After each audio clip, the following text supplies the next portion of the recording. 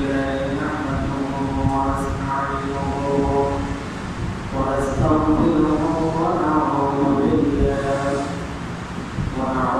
بالله من شرور أنفسنا ومن سيئات أعمالنا من يهده الله فلا مضل له ومن يضلل فلا هادي له ونشهد أن لا إله إلا الله وحده لا شريك له ونشهد أن سيدنا ونبينا ومولانا محمدا صلى الله عليه وسلم عبده ورسوله الذي أرسله الله تعالى بالحق بشيرا ونذيرا وداعيا إلى الله بإذنه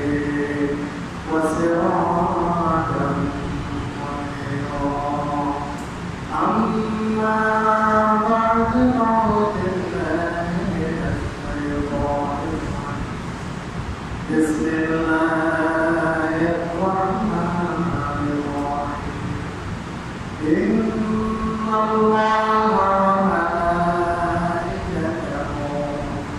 يصلون على النبي يا أيها الذين آمنوا صلوا عليه وسلموا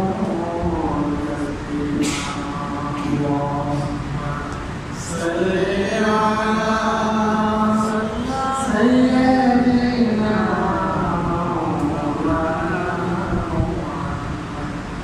وعلى آله سيدنا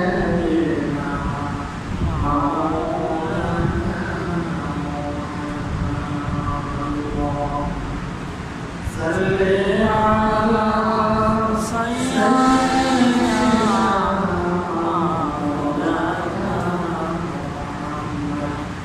وعلى آله سيدنا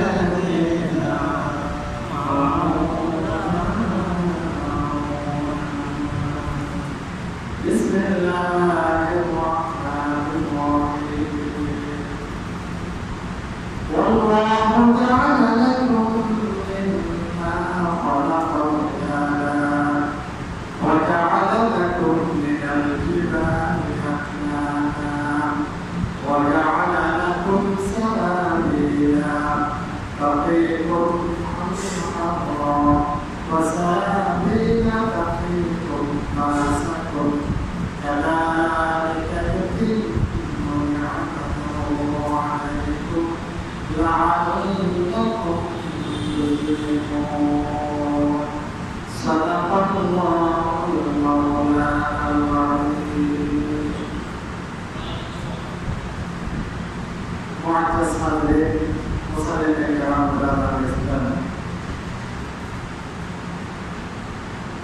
السلام عليكم ورحمة الله وبركاته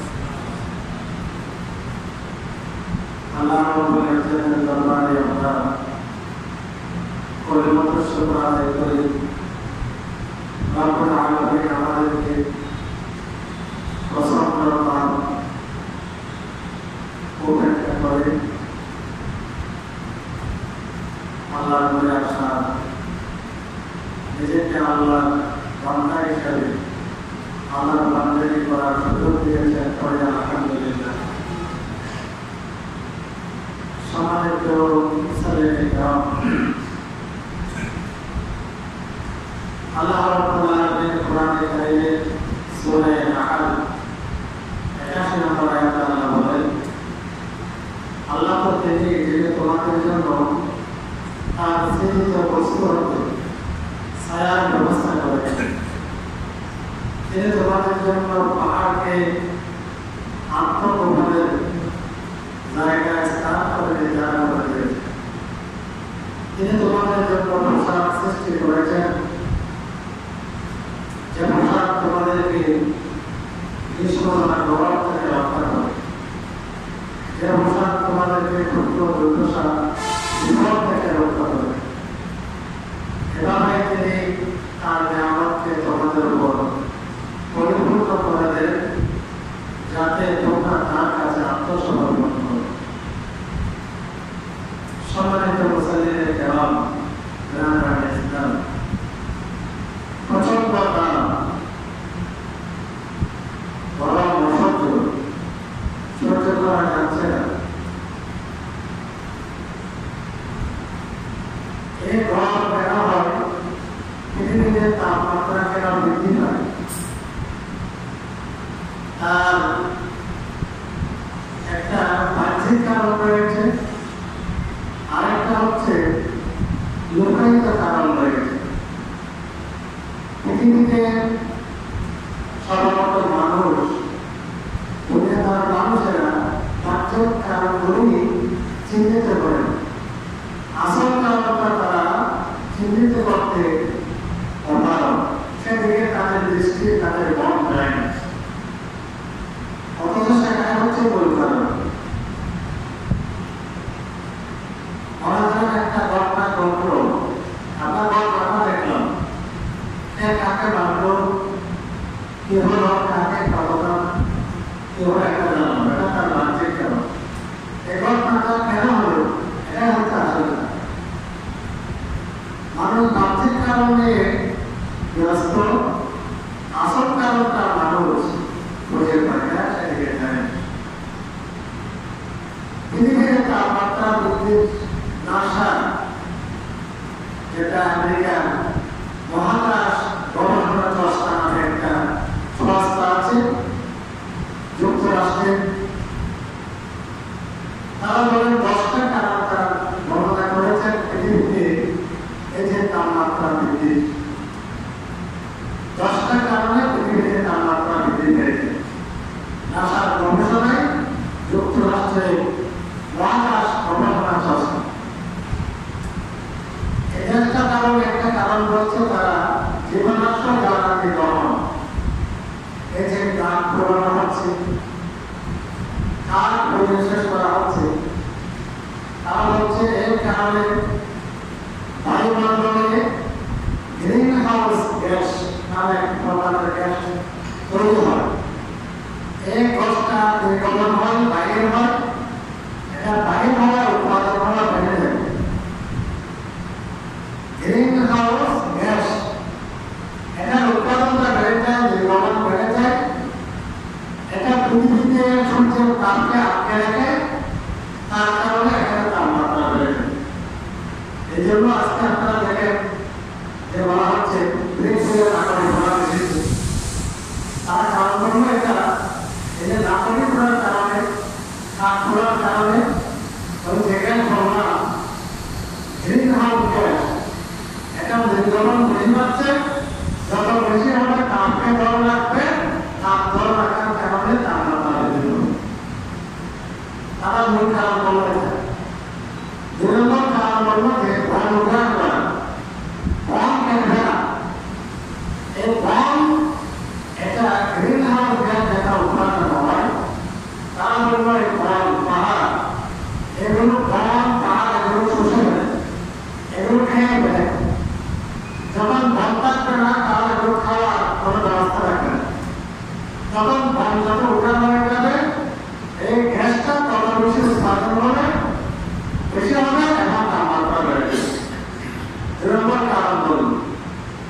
3 নম্বর কৃষিকাজের মধ্যে ব্যবহারিত যে উপকরণ, সার ব্যবহার করা হচ্ছে, বিভিন্ন রকমের যেগুলো হচ্ছে, এই কৃষিকাজে বর্তমান যে আমরা বৈজ্ঞানিক যেগুলো ব্যবহার করা হয়, এর কারণে ওই বায়ু নির্গমন গ্যাস, যেটা গ্রিন হাউস গ্যাস, এটা বেড়ে যায়, তার কারণে তাপমাত্রা বেড়ে যায়।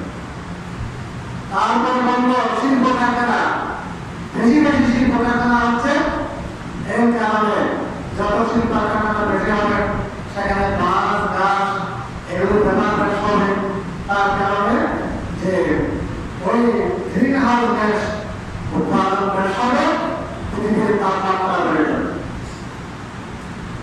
নগরায়ন, তারপর হচ্ছে নগরায়ন, কৃষির যে দাম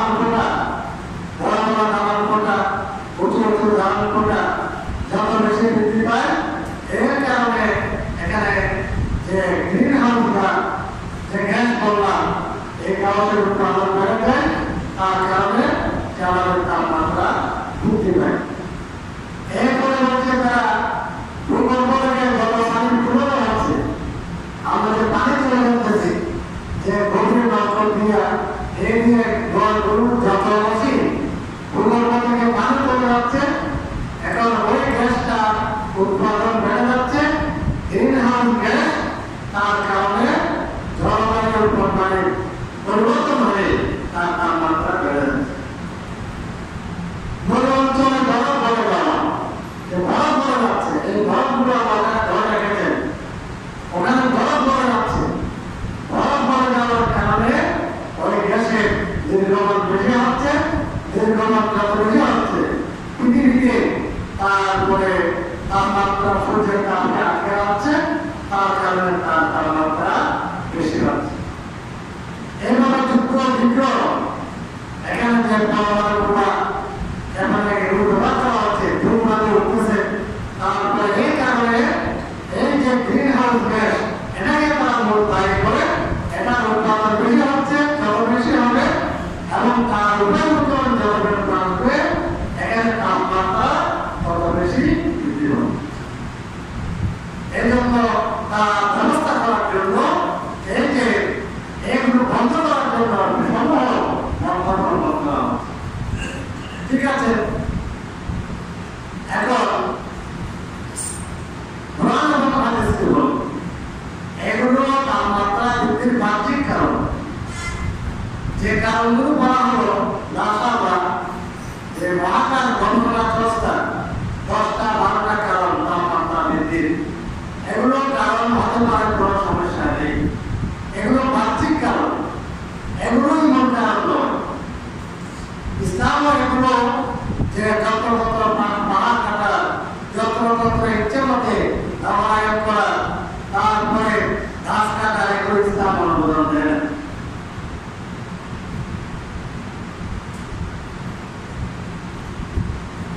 আসল কারণ কি তাপমাত্রা বৃদ্ধি?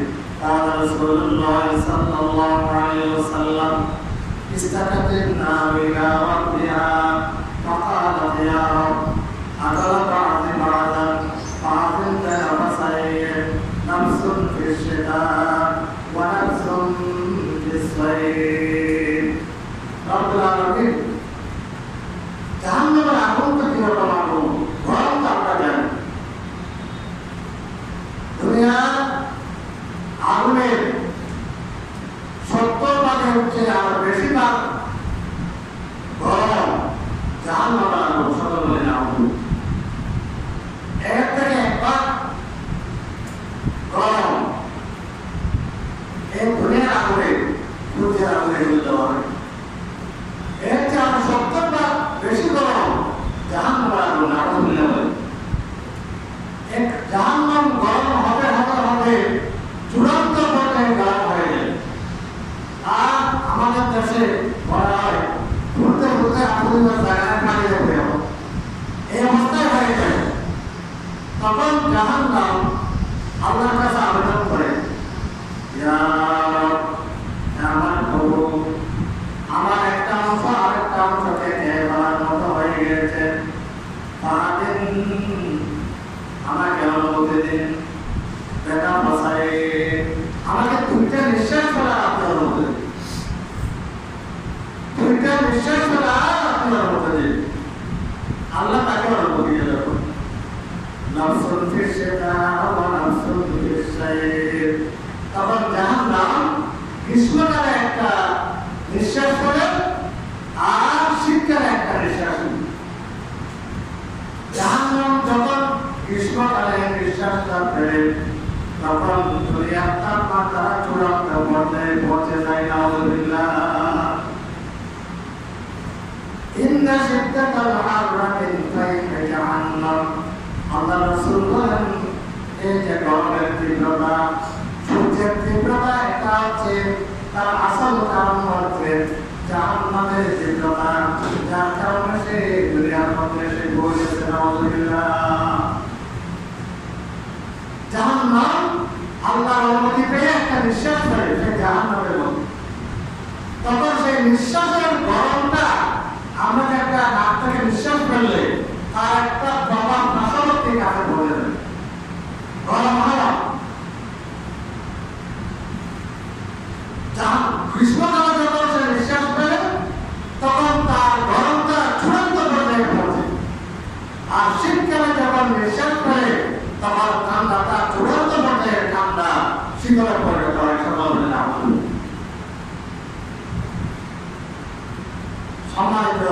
মুসলিম কেরাম মুসলমান একটু চিন্তা করার পর তার বিশ্বাসে যেতে জাহান্নামের নিঃশ্বাসের গরমের তীব্রতা যদি এত হয় তাহলে জাহান্নামের গরমটা কত হবে وَطَرِيَا كَيْسَ هُوْكَا جِسْكَ قَطَرِ يَا سَمَنَّرِ وَطَرِيَا كَيْسَ هُوْكَا جِسْكَ قَطَرِ يَا سَمَنَّرِ উপসাগর যদি কোন মহাসাগরের একটা যদি ঝর্ণা হয় একটা যদি মোহনা হয় ওই মহাসাগর কত বড় হবে জাহান্নামের গরমের একটা নিঃশ্বাস নেওয়া যদি এরকম অবস্থা হয় জাহান্নামের গরমটা কিরকম হবে জাগাতে লাগানে কে তুঝে আনে জাগাতে যায় তামাশা নেই আনন্দ উল্লাসের জায়গা পৃথিবী নয় পৃথিবী হচ্ছে শিক্ষা গ্রহণের জায়গা এটা শিক্ষা গ্রহণের জায়গা শিক্ষা নেওয়ার জায়গা জাহান্নামের জ্যোৎস্না হচ্ছে নিঃশ্বাস ফেলেছেন গরম অসহ্য হওয়ার কারণে সেই নিঃশ্বাসের তীব্রতা যদি অনেক অনেক দূর থেকে যদি দুনিয়াতে যদি এই পর্যায়ে পৌঁছে যায় ওই জাহান্নাম কিরকম হবে এই জাহান্নাম থেকে আল্লাহ তুমি আমাদেরকে বাঁচার তৌফিক দাও সকলে আমিন দুনিয়ার তীব্রতা থেকে বাঁচার জন্য শান্তি পাওয়ার জন্য সায়ের ব্যবস্থা আল্লাহ করেছেন সূরা নাহলে আল্লাহ বলেন ওয়াল্লাহু জাআলা লাকুম মিম্মা খালাকা জিলালা আল্লাহ তো সেই সত্তাকে তোমাদের জন্য তার সৃজিত বস্তু থেকে ছায়ার ব্যবস্থা করেছেন শান্তির ব্যবস্থা করেছেন সুবহানাল্লাহ হাত পাখা এগুলো আল্লাহ দেওয়া মেধাকে ব্যবহার করে বৈদ্যুতিক পাখা আল্লাহ দেওয়া মেধা এবং উপকরণ ব্যবহার করে এসি এগুলো আল্লাহ দেওয়া মেধা এবং উপকরণ ব্যবহার করে সূরা নাহল আল্লাহ বলেন আমি আল্লাহ আল্লাহু তাআলা লাকুম মিম্মা খালাকা জিলালা আমি তো সেই আল্লাহ যিনি তোমাদের জন্য আমার সৃজিত বস্তু থেকে তোমাদের ছায়ার ব্যবস্থা করেছেন সুবহানাল্লাহ সূর্যের তাপ জাহিরি কারণ বরং আর আসল কারণ বরং জাহান্নামের জুজ থেকে বাঁচার জন্য বাঁচার কারণ বরং ওই বিশ্বাসের কারণ বরং সূর্যের তাপ থেকে বাঁচার জন্য আল্লাহ প্রদত্ত ওই উপকরণগুলো ব্যবহার করেন আমরা শান্তি পাওয়ার জন্য আকার সবাই উদ্ভিদ কিভাবে বাবা আল্লাহ যাকে যে সামর্থ্য দিয়েছেন এভাবে আমরা শান্তির জন্য পাগল বা কিন্তু দুনিয়ার জীবন তো অস্থায়ী দুনিয়ার এই যে চাপ কথা এটা তো হচ্ছে অস্থায়ী এটা যখন 24 ঘন্টার পরে এটা ছায়া গাছ কিছু নাই গাছের তলা গেলেও একটু ছায়া পাওয়া যায় যার কিছু নাই রাত্রে আসবে একটু ঠান্ডা তাপ কমবে এরপরেও কত ব্যস্ততা এরপরে একটা সর্বোচ্চ এক মাস 2 মাস তারপরে শেষ কিন্তু কি আমার দুঃখের এই 3 মাসের গরম মাসে খাওয়া নয় এটা তো শেষ হবে না খালিদিনা ফিহা যারা সেখানে যে অনন্তকাল তাকে সেখানে থাকতে হবে অনন্তকাল তাকে সেখানে অবস্থান করতে হবে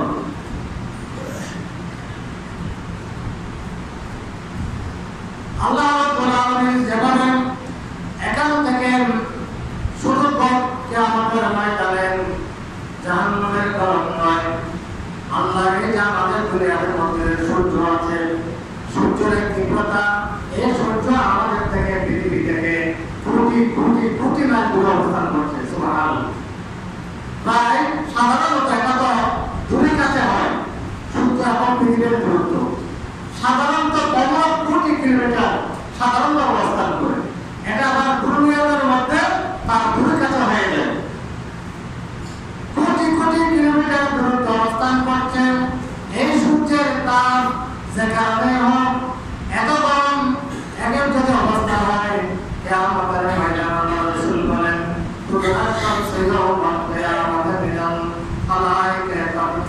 কিয়ামতের ময়দানে সূর্যকে মানুষের মাথার উপরে অবস্থান করবে না আলহামদুলিল্লাহ অনেকটা মিল 1 মাস দূরত্ব থাকবে মিল মানে একটা 1 মাস দূরত্ব সুমাদানের মধ্যে দেখা সুমাদিমাল্লাহ আলা তাকে আর বিক্রিয়া করো মেন হয় রাজিয়াতে মেন মানে কি সুমাদানের মেল বুঝাইছে নাকি 17 করে এক মান বুঝে গিয়ে কেন আল্লাহ রাসূল জানায় না এক মান যদি ধরা যায় এখন তো কোটি কোটি মাসের অবস্থা করছে সুবহানাল্লাহ তার তীব্রতা যদি কারণের অবস্থা হয় সূর্য যখন এই অবস্থায় আসবে তখন কি অবস্থা হবে আল্লাহ রাসূল তো বলেন তখন মানুষ গ্রামের মধ্যে খাবুলাবু হবে কেউ তার পায়ের নখটা কাটনো পর্যন্ত গ্রামে থাকবে কেউ তার পর্যন্ত থাকবে কেউ সিনে বরাবর থাকবে কেউ তার কোমর বরাবর থাকবে কেউ আবার গ্রামের মধ্যে আবুলাবু খাবে নাউজুবিল্লাহ এই অবস্থায় হাহাকার শান্তির জন্য মানুষ অস্থির হয়ে যাবে রাসূল সাল্লাল্লাহু আলাইহি ওয়াসাল্লাম বলেন আল্লাহ আল্লাহ রহমান দুনিয়াতে যেভাবে আল্লাহ দুনিয়ার সূর্য থেকে শান্তি পাওয়ার জন্য আল্লাহ যেভাবে ছায়ার ব্যবস্থা করেছেন আল্লাহ বিআবিদ বলেন আল্লাহ রাব্বুল আলামিন আমার উম্মতের জন্য এমন কাজের কিছু ব্যবস্থা করে দিয়েছেন ওই কাজগুলো যদি বান্দা দুনিয়াতে করে কিয়ামতের ময়দানে আল্লাহ রাব্বুল আলামিন সূর্য যখন মাথার উপর অবস্থান করবে ওই ব্যক্তিদেরকে আল্লাহ তার আরশের তলে ছায়া দান করবে বলে আলহামদুলিল্লাহ সেখানে জিজ্ঞাসা পাওয়া যাবে না বৈদ্যুতিক কোলার যে পাকা খুঁজে পাওয়া যাবে না হাত পাকা খুঁজে পাওয়া যাবে না বিল্ডিং খুঁজে পাওয়া যাবে না আল্লাহ যার জন্য ছায়া ব্যবস্থা করবে তার তিনি ছাড়া আর কেউ ছায়া পাবে না আল্লাহ ছায়া ছাড়া সেই দিনের কোনো ছায়া থাকবে না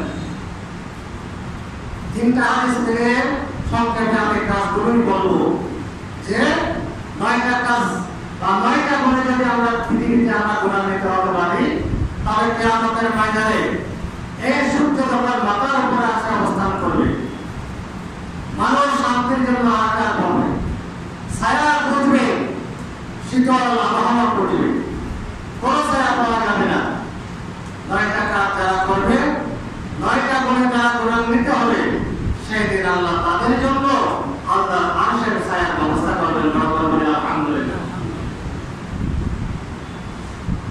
আল্লাহ রাসূল বলেন প্রথম হাদিস সাবাহুন ইউযিল্লুহুমুল্লাহু ফি যিল্লিহি ইয়াওমা লা যিল্লা ইল্লা যিল্লুহু সাত শ্রেণীর মানুষকে আল্লাহ কিয়ামতের ময়দানে সূর্য যখন মাথার উপরে অবস্থান করবে এক মাইল পরিমাণ তার মাথার উপরে অবস্থান করবে এই অবস্থায় মানুষ শান্তির জন্য হাহাকার করবে ছায়া খুঁজবে শীতল অবস্থা খুঁজবে আল্লাহ বলেন সাত শ্রেণীর মানুষকে আল্লাহ তার আরশের তলে ছায়া দান করবে বলে আলহামদুলিল্লাহ সাত শ্রেণীর মানুষ সাত প্রকারের মানুষকে আল্লাহ তার আরশের তলে ছায়া দান করবে ব্যাখ্যার সময় নেয় নামগুলো বলেছে হাদিসের অনুবাদ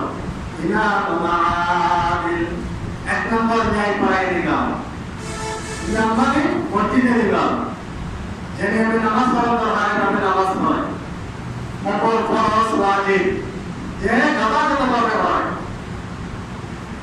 যে মন্তব্যের মধ্যে ইনসাফ করে নিজ দায়িত্বের প্রতি ইনসাফ করে ইমাম ইমাম মানে সমাজের ইমাম সমাজের মধ্যে রাষ্ট্রের ইমাম তারপরে মন্ত্রী এমপি যে কোনো দায়িত্বপূর্ণ যার উপর যে কোনো দায়িত্ব আছে যিনি তার অধীনস্থদের উপর দায়িত্ব নিয়ে ভাই ইনসাফ পূর্ণ আচরণ করে আল্লাহ ওই ইমামকে পরিবারের ইমাম বা মা বা পরিবারের ইনসাফ করে এই ইমাম যে প্রকার ইমাম হোক না ইমাম মানে শুধু মসজিদের ইমাম বুঝি আমরা ইমাম শব্দের অনুবাদ করতে হচ্ছে না তার দায়িত্বশীল যে যে পর্যায়ে দায়িত্ব আছে তার দায়িত্ব পালন যেটা ইনসাফের সাথে ন্যায় নীতির সাথে যে যারা দায়িত্ব পালন করবে আল্লাহ ওই ইমামকে আল্লাহর আরশের তলে কিয়ামতের দিন ছায়া দান করবে আলহামদুলিল্লাহ দুই নম্বর ওয়াসাবুন নাশা ফি ইবাদাতিল্লাহ ওই যুবক যে যুবক তার যৌবনকালটা আল্লাহর ইবাদতের মধ্যে কাটালো আলহামদুলিল্লাহ যুবক ভাই যে যুবক রাতার নেবার যৌবনকালটা আল্লাহর ইবাদত বন্দেগীর মধ্যে কাটালো নামাজ নামাজের মধ্যে কাটালো, ইনসাফের মধ্যে কাটালো, মদ, নেশা, ব্যভিচার জানা থেকে যে বিরত থাকলে যে যুবক সব কিছু করা আল্লাহর ভয়ে এখান থেকে ফিরে এসে যে ইবাদত বন্দেগীর মাধ্যমে যে যুবক তার যৌবনকাল অতিবাহিত করল, আল্লাহ রাসূল বলেন ওই যুবককে আল্লাহ কিয়ামতের দিন আল্লাহ যে আসন তলে ছায়া দান করবে, বলেন আলহামদুলিল্লাহ। অনেক যুবক তুমি অপেক্ষা করে আছো, ইবাদত করবো না, তুমি চলে যাবে না, ত্যাগ পাবে না। আজকে ফেসবুকে মানসিকদের কি নাম দেয় আব্বাস অভিবাস্ত্র কিছুক্ষণ আগে সকালের বলা জীবিত আছে প্রভাব চিন্তা মৃত্যু ভালোকে কিছুক্ষণ আগে সুস্থ মানুষ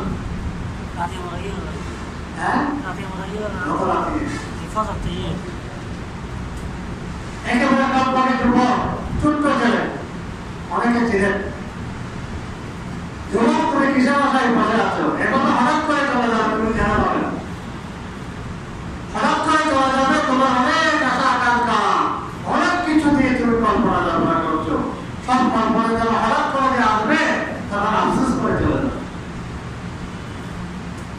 এই হাহাকার শান্তির জন্য তুমি অস্থির হয়ে আছো, বাড়ি আর পাবে না, গাড়ি আর পাবে না, এসি গাড়ি এসি বাড়ি এসি এগুলো আর পাবে না, তোমার জন্য মাকে অনেক কমান হয়ে আছে। যখন তুমি আবাদতে তোমার জীবনকাল কাটাও আল্লাহর কাছে তোমার জন্য শান্তি শীতল এসে এগুলো কমান হয়ে আছে, সকল বলে আলহামদুলিল্লাহ। 3 নম্বর ورجل قلبه معلق بالمساجد إذا خرج منه حتى يعود إليه। 3 নম্বর যে মানুষ যার অন্তর মসজিদের সাথে সম্পর্কিত, সবসময় মসজিদের সাথে সম্পর্কিত, যখন সে মসজিদ থেকে বাইরে হয়ে যায় মসজিদে না আসা পর্যন্ত মসজিদের সাথে তার অন্তরটা জুড়ন্ত থাকে, আলহামদুলিল্লাহ। মসজিদ সম্পর্কিত ব্যক্তি এর অর্থ নামাজের জন্য সে একবার নামাজ আযান দিল, আবার কখন আযান দিচ্ছি, সে কার নদীকে খাড়া হয়ে আছে চলে আসার জন্য। এখন তো মসজিদের উন্নতি পবিত্রতা ইত্যাদির জন্য আল্লাহ রাসূল বলেন যারা এই প্রকৃতির মানুষ আল্লাহ কিয়ামতের ময়দানে শান্তির জন্য ছায়ার জন্য কোনো ব্যবস্থা থাকবে না, আল্লাহ ওই তৃতীয় প্রকারের ওই মানুষকেও মুমিনকেও আল্লাহ তাআলা সত্তর ছায়া দান করবে, বড় বলবে আলহামদুলিল্লাহ। এই যে শান্তিতে আছি মসজিদের মুসল্লিরা শান্তি পাচ্ছে কিনা এগুলো নিয়ে চিন্তা করে নামাজের নিয়ে সম্পর্কিত রাখে। আল্লাহ রাসূল বলেন আল্লাহ ওই সমস্ত মানুষদেরকেও আল্লাহ তাআলা সত্তর ছায়া দান করবে, বড় বলবে আলহামদুলিল্লাহ। 4 নম্বর ورجلان تعافى بالله استمع عليه وتفرق عليه। দুজন মানুষ বন্ধুত্ব দুনিয়ার জন্য নয়, দলের জন্য নয়, দেশের জন্য নয়, আত্মীয়তার জন্য নয়, বন্ধুত্ব হচ্ছে আল্লাহর জন্য। একজন আরেকজনকে ভালোবাসে আল্লাহর সন্তুষ্টির জন্য, একজন আরেকজনের সাথে দুশমনি করে আমাকে ভালোবাসে যে আমি আল্লাহর পথে চলার জন্য, আমি আমার ইসলামের থেকে দূরে সরে গেছি, আমাকে আবার ঘৃণা শুরু করে দিয়েছে।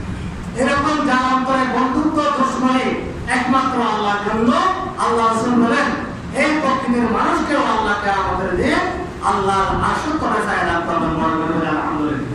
এখন তো আমাদের বন্ধুত্ব হবে না, দল করে কি হাত তোলে খারাপ বললেও না বলো মানুষ না সমাজের মানুষ নেগুলো না নেয় আর বল নেগুলো নেয়, আর 10 মানুষ নেগুলো নেয়, এটা এই বন্ধুত্ব হবে না।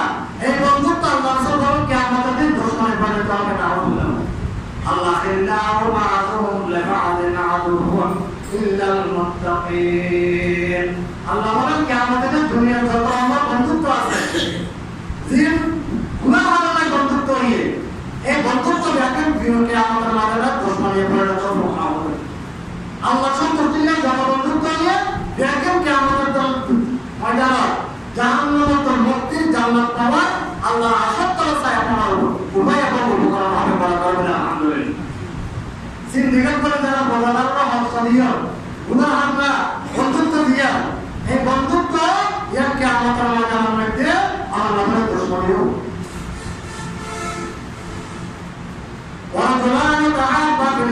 ইজতামা আলাইহি ওয়া তাফাররাকা আলাইহি। তাহলে বন্ধুত্ব যারা আল্লাহ সন্তুষ্টির জন্য একে অপরকে যারা ভালোবেসেছে, একজন আরেকজনের সাথে যারা শত্রুতা করেছে, ওই বন্ধুত্ব কিয়ামতের ময়দানে আল্লাহর আসল করে ছায়ার ব্যবস্থা হবে। সকলে আলহামদুলিল্লাহ। 5 নম্বর, ওয়ারাজুলুন যাকারাল্লাহু খালিয়ান ফাফাযাত আইনাহু। ওই মানুষ নিজের অজান্তে একাকী বসে নিজের গুণাগুলো স্মরণ করে, আমি কি গুনাহ করেছি এগুলো আমি জানি আর আল্লাহ জানেন, আপনি কি করেছেন আপনি জানেন আর আল্লাহ জানেন। একাকী বসে আমাকে সব কি না করে তোমার কথা বলেছিলাম, নিজের কথাগুলো খেয়াল করেন। এই যে জাহান্নামের আগুনের বর্ণনা দিলাম কিছুক্ষণ আগে, দুনিয়ার তীব্রতা খেয়াল করে জাহান্নামের সাথে তুলনা করে নিজে নিজে কাঁদো। যারা কেঁদে কেঁদে কেঁদে আল্লাহর কাছে গুনাহ মাফ, আল্লাহ রাসূল বলেন ওই মানুষকে আল্লাহ আসল করে ছায়া দান করবেন। আলহামদুলিল্লাহ। 6 নম্বর, ওয়ারাজুলুন দাআতহু ইমরাআতু যাতু মানসাবিন ওয়া জামাল ফাকালা ইন্নী আখাফুল্লাহ। 6 নম্বর, ওই মানুষ যে মানুষকে একটা মহিলা, বংশধর মহিলা, সুন্দরী মহিলা, যে তাকে জানার দাওয়াত দিল, তারপর বলল জানার কোনো বাধা নাই, তারপরও সে আল্লাহর ভয়ে জানা থেকে ফিরে আসলো। আল্লাহ রাসূল বলেন ওই মানুষকে, ওই যুবককে আল্লাহ আল্লাহ সত্য রাস্তায় দান করবে। আলহামদুলিল্লাহ। 7 নম্বর, ওয়ারাজুলুন তাসাদ্দাকা বিসাদাকাতিন ফাআখফাহা হাত্তা লা তা'লামা শিমালুহু মা তুনফিকু ইয়ামিনুহু। ওই মানুষ, যে মানুষ দান করে নাম দশকে আসে না, তাই নিজেরা গ্রহণ করতে চায়, নিজেরা আল্লাহর সন্তুষ্টির পালন করে, এমনকি এভাবে দান করে যে এভাবে গোপনে দান করে নাম দশকে আসে না, চায় ডান হাতে কি দান করে বাম হাতে হবে, অর্থাৎ নাম দশকে আসে তার উদ্দেশ্য থাকে না। এরকম দানশীল ব্যক্তিকেও আল্লাহ আসল করে ছায়া দান করবে। আলহামদুলিল্লাহ। এখন বললাম 7 প্রকারের মানুষ বলছি। একটা হচ্ছে কোন মানুষকে আপনি ঋণ দিয়েছেন, আপনার থেকে যে আপনার দেখতেছে যে আসল অভাবী, ঋণ পরিশোধ করার মতো, টাকা পরিশোধ করার মতো তার সামর্থ্য নাই।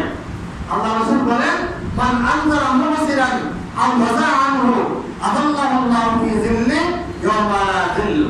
যে মানুষ কোন অভাবী মানুষ, অভাবনিয়মিত মানুষকে ঋণ দিয়েছিল, এখন সে সময় যাচ্ছে, আপনারা সুযোগ আছে তাকে সময় দিল, অথবা সুযোগ আছে তার ঋণগুলো তাকে মাফ করে দিল। এই অভাবী মানুষ কষ্টে আসে আদায় করতে পারতেছে না, আল্লাহ রাসূল বলেন এই ঋণ দাতা মানুষকে আল্লাহ সত্য করে কিয়ামতের দিন ছায়া দান করবে। আলহামদুলিল্লাহ। মাফ করে দেন, তাকে সময় দেন, সুযোগ থাকে। আবার কিছু মানুষ অনর্থক তাল বাহানা করে, যারা টাকা দেওয়ার সমুখ টাকা সত্ত্বেও যারা তাল বাহানা করে, আল্লাহ রাসূল বলেন মাতমুল গনিয়া হারাম, আপনি গুনাহে কবিরার মধ্যে লিপ্ত। কে আমাদের ক্ষমতা আছে, কে আমাদের দোয়ার তো হয় ঘুরে ফিরে চলে যাবে, অথচ ক্ষমতা আছে ইন্টার কোন মধ্যে আপনি কেউ বাসা কিনা করে কেনা বাসা করে। আল্লাহ রাসূল বলতে অনেক কবিরা গুনার মধ্যে লিপ্ত। আলহামদুলিল্লাহ। হারাম হারাম। 8 নম্বর, 9 নম্বর, মা'আনা মুজাহিদান আও গালিবান ফি উসরিন আও মুকাতিবান ফি রাহমাতিন আযাল্লাহুল্লাহু ফি যিল্লি ইয়াওমা লা যিল্লা ইল্লা যিল্লুহু। এটা আল্লাহর রাস্তায় জিহাদ যারা করে, মুজাহিদিন ইসলাম, এদেরকে যারা সাহায্য করবে, আত্ম দিয়া, টাকা দিয়া, পয়সা দিয়া, আল্লাহ রাসূল বলেন কথা দিয়া, আল্লাহ রাব্বুল আলামিন কিয়ামতের ময়দানে সূর্যের উপর একেবারে নিকটে এসে যাবে, শান্তির জন্য, ছায়ার জন্য হাহাকার হবে। আল্লাহ ওই সাহায্যকারী মানুষকেও আল্লাহ তার আরশের তলে ছায়া দান করবে। আলহামদুলিল্লাহ।